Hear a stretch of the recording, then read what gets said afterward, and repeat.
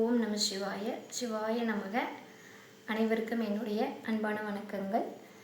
இன்றைய பதிவில் நான் எதை பற்றி பேச போகிறேன் அப்படின்னா, இப்போ எல்லாருமே ஒரு ஃப்ரெண்ட்ஷிப்பு, நட்பு ரீதியாக இல்லை பொருளாதார ரீதியாக பணப்பிரச்சனை அப்படின்ட்டு கடன் வாங்குகிறாங்க, பணம் கேட்குறாங்க. ஒரு 2 நாளில் கொடுக்குறேன், 1 வீக்கில் கொடுக்குறேன்னு சொல்லி கேட்குறாங்க இல்லைங்களா?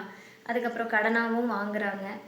இந்த மாதிரி பணம் கொடுக்கறது வாங்குறதுல சில பேர்த்துக்கு சக்ஸஸ் ஆகுது, பல பேர்த்துக்கு அந்த பணம் வாங்குறதுக்குள்ள பிரச்சனையாகி மன அழுத்தத்துக்கு ஆளாகி நிறையா பிரச்சனை வருது. ஸோ இதையே நம்ம எப்படி தவிர்க்கலான்னா, உங்களோட ஜாதகத்தில் ஒரு ராசி கட்டம், எக்ஸாம்பிள் நீங்கள் மேச ராசியிலிருந்து மீனம் வரைக்கும் 12 ராசி இருக்கு இல்லைங்களா?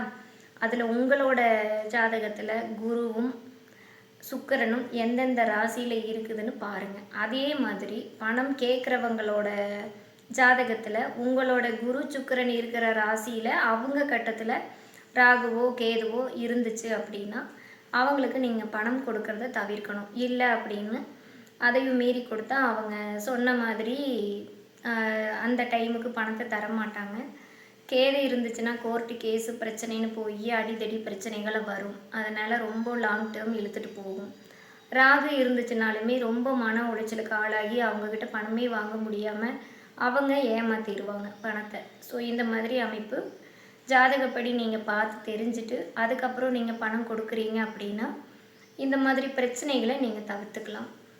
அது நீங்கள் முன்கூட்டியே தெரிஞ்சுக்கணுங்கிறதுக்காக தான் இந்த அவேர்னஸான பதிவு.